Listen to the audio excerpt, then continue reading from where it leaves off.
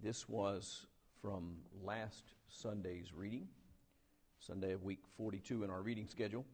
And I want to look to begin with at verses 1 and 2 of Hebrews 11, where the scripture says, "Now faith is the assurance of things hoped for, the convictions of things not seen. For by it the people of old received their commendation."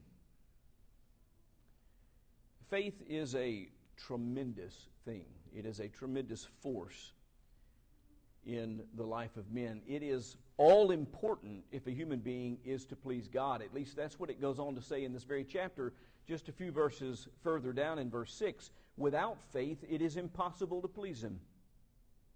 For whoever would draw near to God must believe that He exists and that He rewards those who seek Him."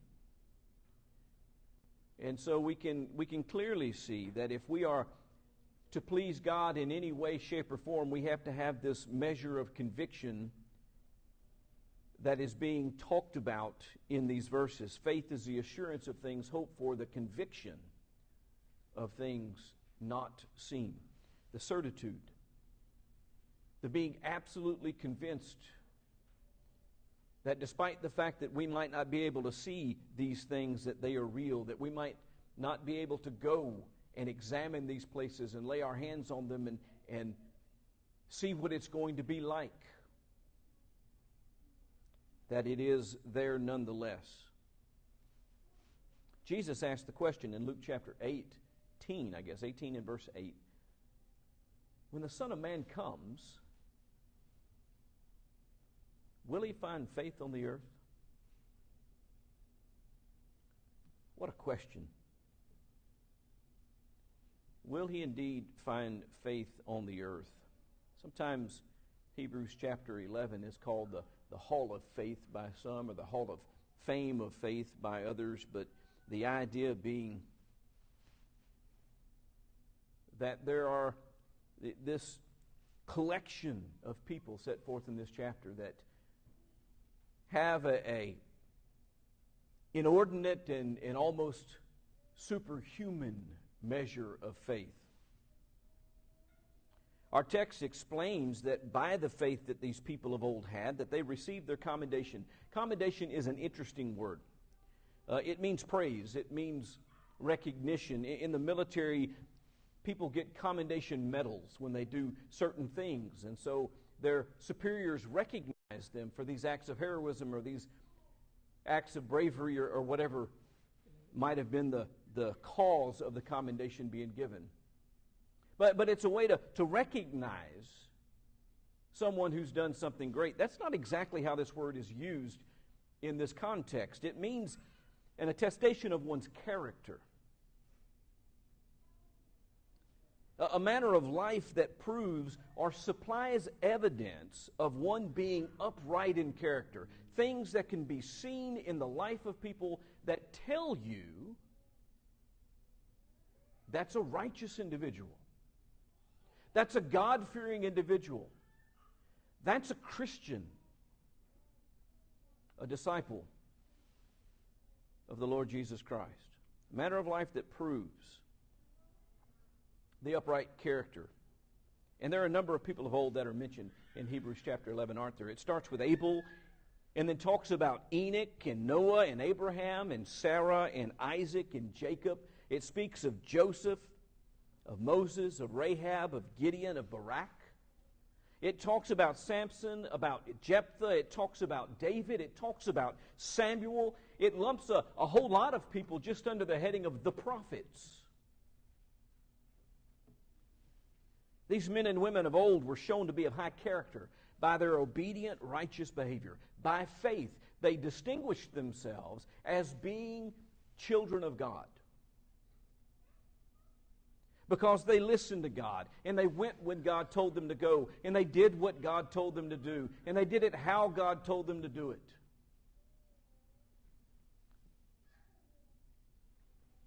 They were shown to be of high character by their obedient, righteous behavior, by their faith. And that's what this chapter is all about. I want to turn your attention to verses 33 through 38 for just a moment.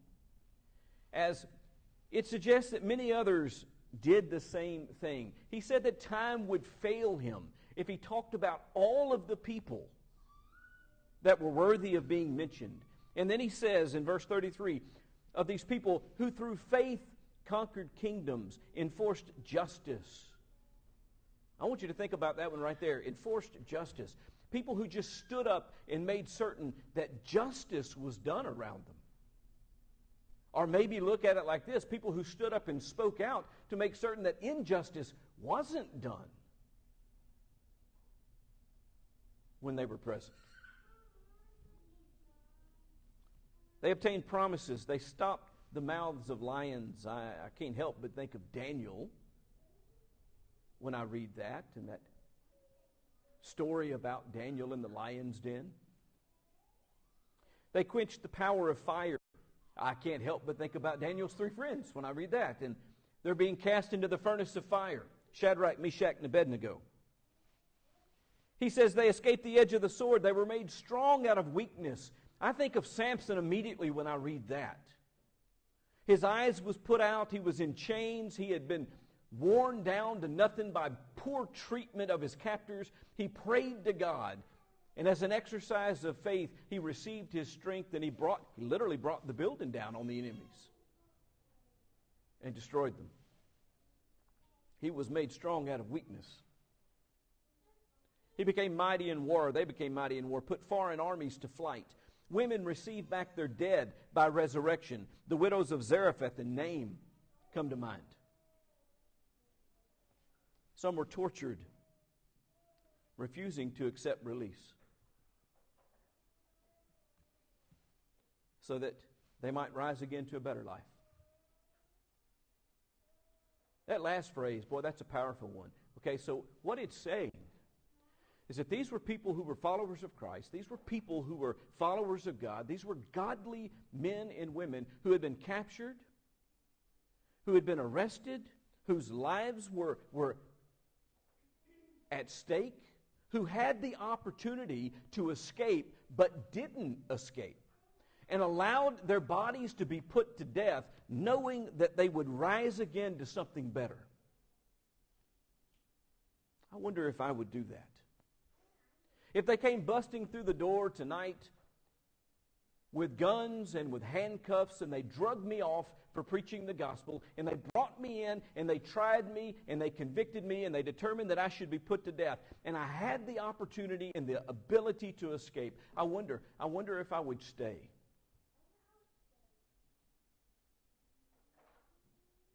Knowing that I might rise again to a better life if they would strike down this body. That's the faith that he's talking about.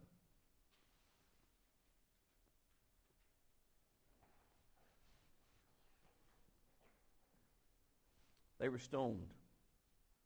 Well, let's back up a little bit. I skipped a line. Others suffered mocking and flogging and even chains and imprisonment. Listen, that's terrible, and I would hate for anybody to go through that, but that seems quite benign after the previous statement. They suffered mocking and flogging and chains and imprisonment. They were stoned. They were sawn in two. They were killed with the sword. They went about in skins of sheep and goats, destitute, afflicted, mistreated. And then what is possibly the most powerful words in this entire chapter, of whom the world was not worthy. People of such character that this world was not worthy for them to be here. You know, that makes me think of people like Enoch, who walked with God and who demonstrated such great faith. God said that he didn't want him to see death, and he took him, because the world was not worthy of him. People of whom the world was not worthy. That's who he's talking about. Wandering about in deserts and mountains and in dens and in caves of the earth. Noble, godly men and women in the pages of the Bible, and we read these stories and we sit amazed, and we think of these people as these almost storybook characters, larger than life. What about now? What about in our own time? Are there people like that among us? I want to spend a few moments doing something that I don't do terribly often and become a little more personal in this section of this sermon. I'm going to talk about just a few people that I know, that I walked with, that I talked to, that I ate with, that I saw. A brother named Bobby Harding was a man who was dying of cancer when I first met him. I'm told he was a much larger man than he was at the time that I met him. He had become a Christian after his wife had passed from this life. I talk about him from time to time. He is such an amazing character. It's hard not to. He was limited in what his body let him do, but he was always at worship. Until the very end, when his son had to pick him up as one picks up a baby and carry him into the assembly, he was always at worship. He inspired me and he showed me what men can overcome to worship. By the way, in that same assembly, Mr. Bobby sat on the left side from my perspective toward the back. On the right side toward the back, sitting in a wheelchair, was a man who had lost both of his legs to diabetes, whose wife had to drive him to services and pick him up out of the car and put him in a wheelchair and wheel him into the building to get him there, and they were always there.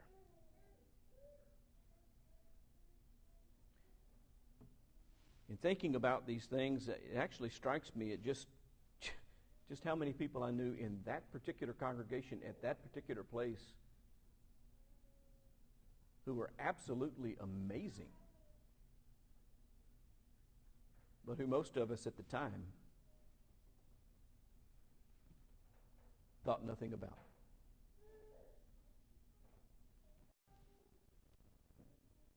A young lady named Jill Fountain was a lady that I met in her 20s.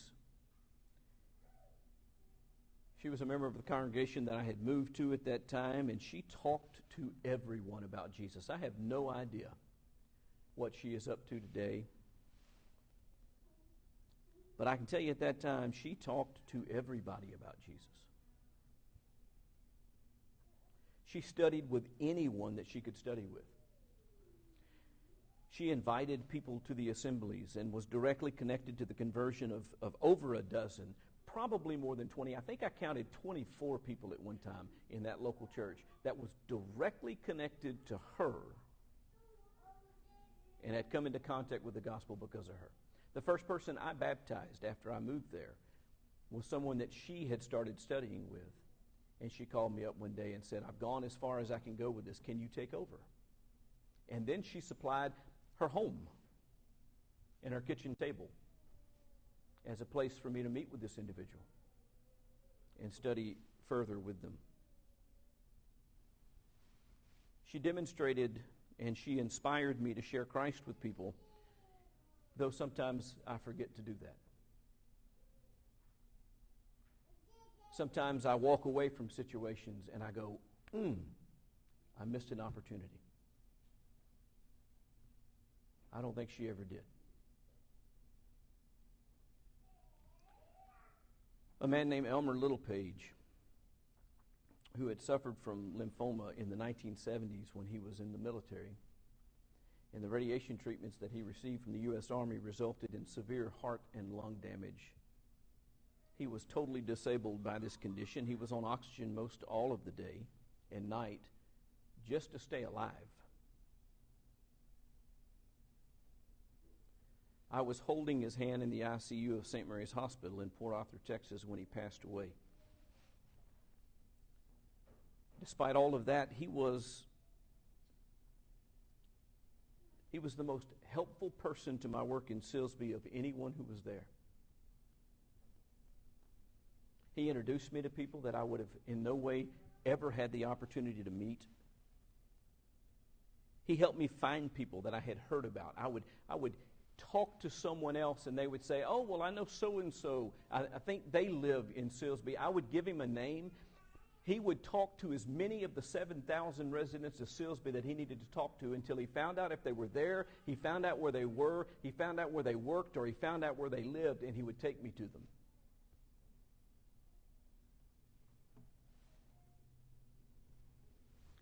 He made himself available to assist me in any and every way. And we spent many hours together making calls on people. He had great difficulty breathing. He had trouble walking at times. He became exhausted very easily, but he taught me what it meant to persevere and to overcome and to not let things get in the way.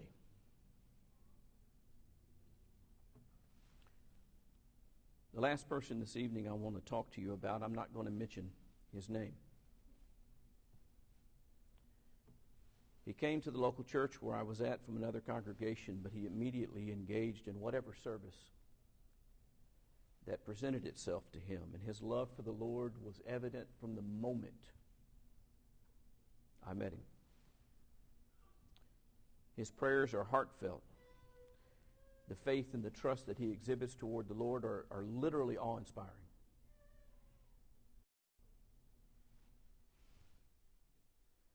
Even in the face of the most aggressive and destructive enemy imaginable, he remains faithful and content in his circumstances. Phrases that you hear from his mouth is, it's the Lord's will, or it's part of life. That's his attitude. He's more like the Apostle Paul in this respect than anyone I know. And his faith is the kind of faith that I hope one day to have.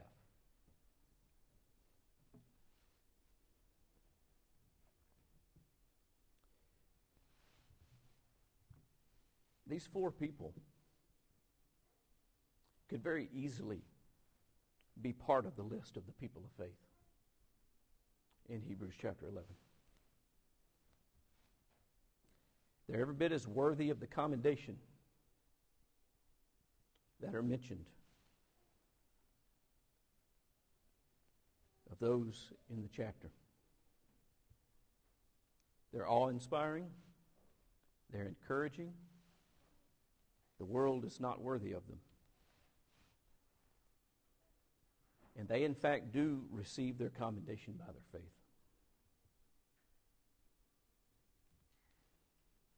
Giants often walk among us, and we do not recognize them for what they are.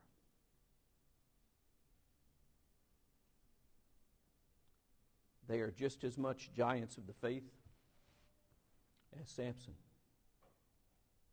as Barak, as Rahab, as Paul.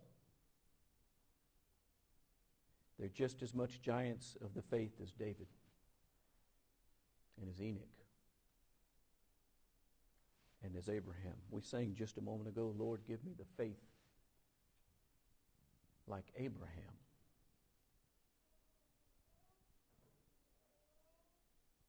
Just look around you. You'll see it exhibited in the lives of the people around you. There are giants in faith all around us. Look with me, if you will, at the opening of the second of the next chapter, Hebrews chapter 12.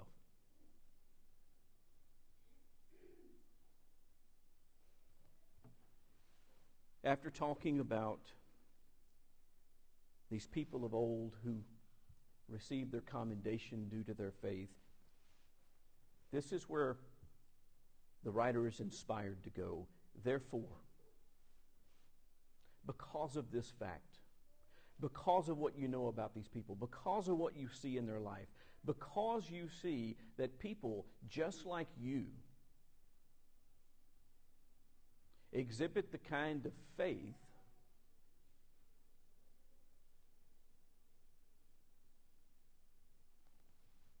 that commends them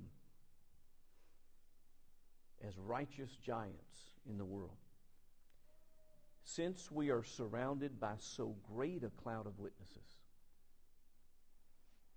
let us also lay aside every weight and sin which clings so closely, and let us run with endurance the race that is set before us, looking to Jesus, the founder and perfecter of our faith, who for the joy that was set before him endured the cross, despising the shame, and is seated at the right hand of the throne of God. You understand that what he is saying here is simply this. Since we are surrounded by men and by women who have that kind of faith, whose lives witness to the fact that people like you and me can exhibit that kind of faith, then lay aside all of those encumbrances, lay aside all of those things that are distracting your attention away from God and distracting your attention away from Jesus and distracting you from doing what is righteous and what is good and what is just and what is humble. Lay all of that stuff aside and run with endurance the race that is set before you.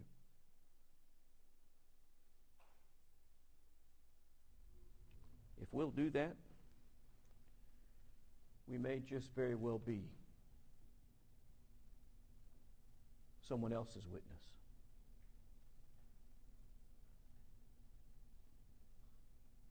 The giant that inspires someone else. Not because we set out to be, but for the very reason that we set out not to be. That we set out to humble ourselves before God. That we set out to put our confidence and faith in him. That we set aside our thoughts and replace them with his thoughts. And we walked in his righteousness.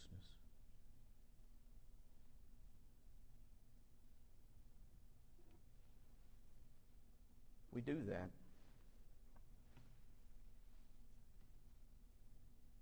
the light of God shines through us. The power of God can be seen. And the impact of God on the people around us will be immeasurable.